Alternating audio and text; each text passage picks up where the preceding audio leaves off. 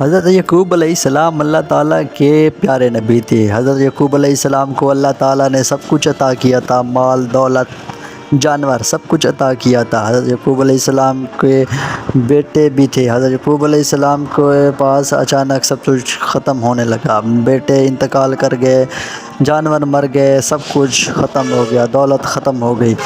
حضرت یعقوب علیہ السلام اس کے بعد 18 برس بیمار رہے۔ حضرت یعقوب علیہ السلام کی بیوی حضرت یعقوب علیہ السلام کی خدمت کرتی تھی۔ ایک دن خدمت میں تھوڑی سی کمی آئی تو حضرت یعقوب علیہ السلام کو بہت غصہ آیا۔ حضرت یعقوب علیہ السلام نے قسم اٹھائی کہ میں جب صحت یاب ہو جاؤں گا تو آپ کو 100 کوڑے ماروں گا۔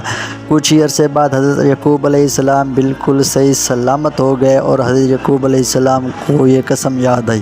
حضرت یعقوب علیہ السلام کافی پریشان رہنے لگے، اس قسم کو پورا کرنے کے لیے سوچنے لگے۔ حضرت یعقوب علیہ السلام پر اللہ تعالیٰ کی طرف سے ایک وحی نازل ہوئی۔